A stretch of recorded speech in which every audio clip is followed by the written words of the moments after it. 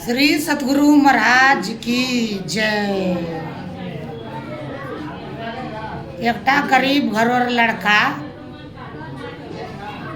छले, कभी मेहनत मजदूरी करे रे, कभी काम धंधा नहीं रहे तो लड़का पानी दो चार गम मटका भरी के गाछ ला धरी दे और मुसाफिर के पिलावे लगे हो पानी। पिलाते पिलाते एक दिन के बाद चले एक जम राजा ओकराम से 4 गो जमजूत रोज पानी पीबे जा रहे। कल के वो लड़का भाई साहब सबको तो जानता हूँ, इसमें से आप कौन हो? आपको तो जानता नहीं हूँ से आप उनसे मेरे को दोस्ती हो गया। आप बताएगा ने एड्रेस पता तो हम आपका घर पर कैसे जाएंगे? दोस्त बताइए आप कहाँ के रहने वाले हो, कौन हो? आप उनसे दोस्ती हो गया। कल का देखो भाई मेरा बात जानना संभव है, हम है जमकदूत और इसी एरिया का वैकेंसी मेरा खुला हुआ है, यहीं आना जाना होता है। कितने आते कितने जाते इस एरिया में, हमारा इसी एरिया का वैकेंसी खुला है। बोला अच्छा जम के दूत हुआ आप? बोला हाँ मैं जम का दूत हूँ। तो बोला अच्छा आप तो पर सब भाग विधाता जानते होगे?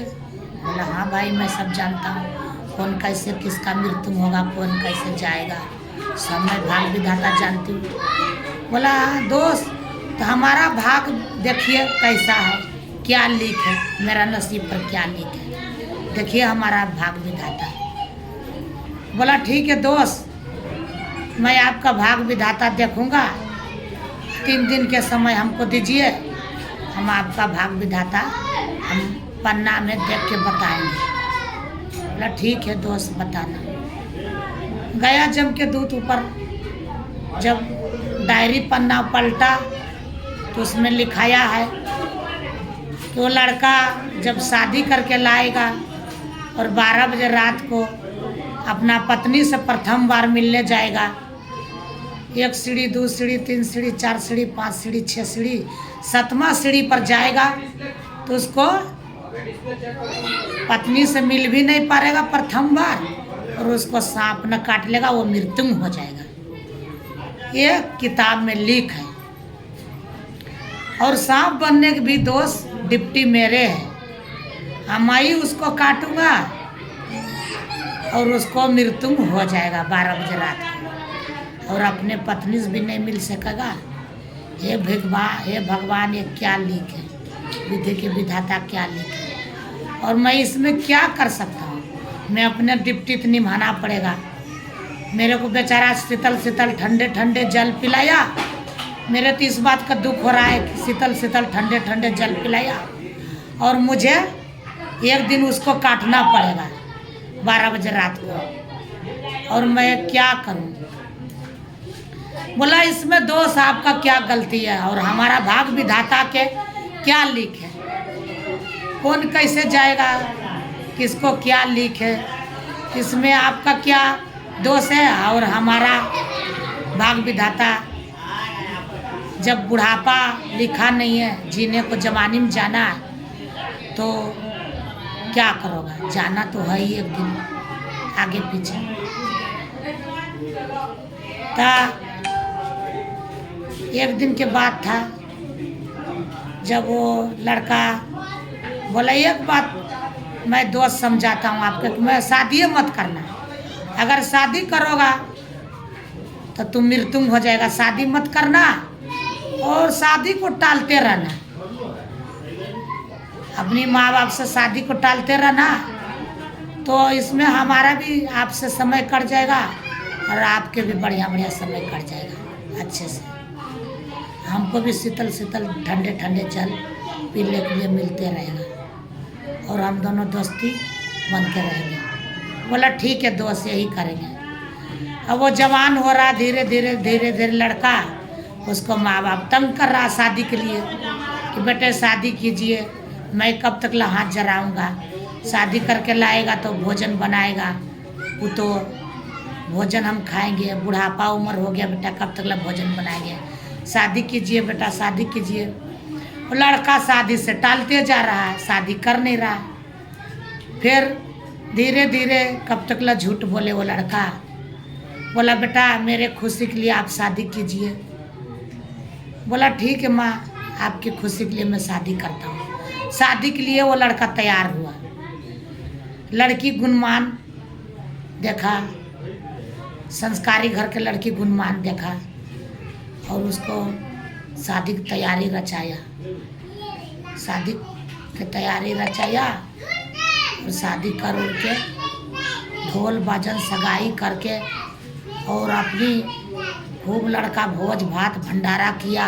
अपने हाथों से सबके बाराती के गांव बुला के दावत दिया, भोजन खिलाया, अच्छे से बोला कि ले लो आनंद जितना लेना है, और भंडारा किया। और लड़का सोच रहा है कि जितना आनंद लेना है ले लो, हमारा तो मृत्यु हो ही जाएगा, हम भोजन खिला देंगे सबके। मने मन सोच रहा है लड़का। जिसको बाद वो लड़की से प्रथम बार अपने पत्नी से मिलने जा रहा है तो उसको पत्नी ना 36 प्रकार के भोजन बना के रखी है थाली में, और आरती की थाली सजा कर रखी है। और लड़की कह रहा है मेरा पति आएगा मुझसे मिलने तो हम आरती उतारेंगे, उसको अच्छी अच्छी भोजन अपने हाथे से खिलाएंगे और मैं आरती उतारूंगा, पति मेरा परवेशन होगा, पति परवेशन होगा। तो प्रथम बार मिलने जाने लगा वो लड़का। 1 सीढ़ी 2 सीढ़ी 3 सीढ़ी 4 सीढ़ी 5 सीढ़ी 6 सीढ़ी 7 सीढ़ी जब गया तो जम के दूध काला नाग फपियारी मारा। तो बोला अच्छा आप आ गया दोस्त? बोला हाँ मैं आ गया। तो आ ही गया तो इस देर किस बात की, मुझे डांस मारिए। बोला नहीं दोस्त, मैं आपका डांस अभी नहीं मारूंगा, आपका डांस मारूंगा 12 बजने में, जब 1 मिनट कम रहेगा उसी वक्त डांस मारूंगा, ताकि आप छटपटाओगा नहीं। और डांस मारूंगा 12 बजने में 1 मिनट कम रहेगा ताकि आप ऊपर जाओगा। और अपना दोस्त के मैं तड़पड़ाते देख नहीं सकता हूँ। बोला ठीक है दोस्त, जब तक कीर्तन कर लेते हैं दोनों मिलके कीर्तन कर रहा है राम के नाम से, हरे राम हरे कृष्णा कीर्तन कर रहे थे। कीर्तन करते करते जब समय बच गया 12 बजने में 15 मिनट, तो एक अगल बगल में बाप बेटी रहते थे और बेटी उसको गर्भवती था, डिलीवरी पर्सेंट। तो डिलीवरी पर्सेंट था तो वो अपनी बाप के बोला पिताजी मैं बच्चे को जन्म देने वाला हूँ, मेरे को बहुत पेट में दर्द है, मुझे भोजन लाइए कहीं से। अब उसको बेटा जन्म हुआ, अब वो भूख से लड़की तड़प रहा था। बोला पिताजी मैं बच्चे को माँ बन गया हूँ, मुझे इसी वक्त भोजन कहीं से लाइए। बाप ने बोला कि बेटी मैं तो पुरुष जात हूँ, कुछ बनाना भी ना जानता हूँ, कुछ घर में भी नहीं है, मैं इस वक्त भोजन कहाँ से लाऊं। बोला मांगिए चांगिए कुछ करिए पिताजी, मेरे को बहुत भूख लगा है, भूख से तड़प रहा हूँ पिताजी। बोला ठीक है बेटी। बीच चौराहा पर जाके चिल्लाया, बोला कोई भोजन देने वाला है? मेरा बेटी बच्चे को जन्म दिया है और भूख से तड़प रहा है, कोई भोजन मुझे दे दो। और वो लड़की सजी बजी थाली लेके खड़ा था, वो सुन रहा था कि मेरे को पति से काल के बाद से हो रहा है, मेरा पति तो 2-4 मिनट में ख़त्म हो जाएगा, तो इस भोजन के क्या करूं, इस भोजन के भी कोई सतजोग लग जाए। दूसरा जीना में उतर के और वो उसको कहा दादा आपका भोजन चाहिए, लो जाओ दीजिए अपना बेटी को भोजन।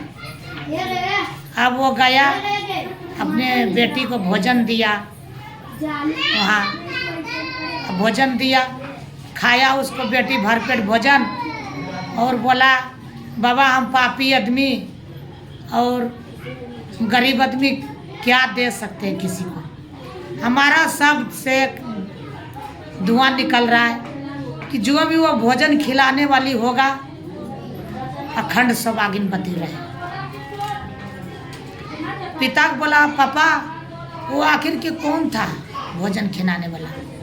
बोला वो नए नए निवास में थी। बोला ठीक है, भोजन खिलाने वाली अखंड सौभागिन बती रहे, आशीर्वाद दिया। तो ये लड़की के इंतजार कर रहा है, अपने काल के बात सुन रहा है कि मेरे पति को काल से बात हो रहा है। 12 बजने में जब 1 मिनट बचा तो बोला दोस्त मेरा तो अब ड्यूटी पूरा हो गया, मैं आपका डांस मारता हूँ। बोला हाँ दोस्त आपका इसमें गलती क्या है और हमारा भाग विधाता क्या लिख, जो नसीब में लिख दिया तो होना है, मुझे डांस मारिए। अब डांस मारा तो वो हंस रहा, लड़का कीर्तन गा रहा है और हंस रहा है। कह रहा दोस्त तुम हंस रहा है, तुम्हें जहर नहीं फैल रहा, जहर नहीं चढ़ रहा है? बोला नहीं दोस्त मुझे तो जहर चढ़ नहीं रहा, कुछ फर्क नहीं पड़ रहा। बोला कुछ फर्क नहीं पड़ रहा? बोला कुछ फर्क नहीं पड़ रहा। फिर डांस मारा, फिर हंस रहा है, कीर्तन कर रहा है, उसको कोई फर्क नहीं पड़ रहा है। बोला दोस्त अभी भी फर्क नहीं पड़ रहा है? बोला नहीं दोस्त मुझे कोई फर्क नहीं पड़ रहा है। फिर डांस मारा, फिर फर्क नहीं पड़ा। बोला दोस्त आप यहीं पर रहिए, मैं अपना भगवान से पूछ के आती हूँ कि आखिर की फर्क क्यों नहीं पड़ रहा। मेरा तो मैं डांस मारता हूँ जिसको तो उठ के पानी ना मांगे, और ये मेरा बांध फैल रहा है क्यों, हो रहा है मेरे साथ क्यों? से आप ठहरिए और मैं अपनी भगवान से पूछ के आती हूँ कि मेरा बांध फैल क्यों रहा है। गया ऋषि मुनि गौतम से, वहाँ दरवाज़ा ठकठकाया। बोला भगवान मैं ये केस लेके आई हूँ, लड़के को पंसल्ला का 3 बार डांस मारा हूँ और उसको जहर क्यों नहीं चढ़ रहा है, मेरा बाण क्यों फैल रहा है, आखिर की बात क्या है, क्या हो रहा है? तो गौतम ऋषि मुनि सतगुरु महाराज कह रहा है कि इसमें आपको क्या दोष भक्त है, आप तो सही डिप्टी निभाए हो मेरा भक्त से, इसमें तो मैं सुख तो मेरे हाथ में, मेरे नाम से वो लड़का कीर्तन कर रहा है। और दूसरा बात है उसको घरवाली अखंड सौभागिन बती को आशीर्वाद दिया है, उसको 2-2 जान के बचाया है। वो उसको पंसल्ला के घरवाली भोजन खिलाया है, और उसको एक तो उसको बच्चे भी बच गया उसको भोजन से, और लेडीज भी बच गया, 2-2 जान बचा लिया। तो हम उसको मौत लेने वाले कौन होते हो? हम आशीर्वाद दिया कि उसको 1500 बरस 115 बरस हम जीवन दान दे दिया उसको। श्री सतगुरु महाराज की जय।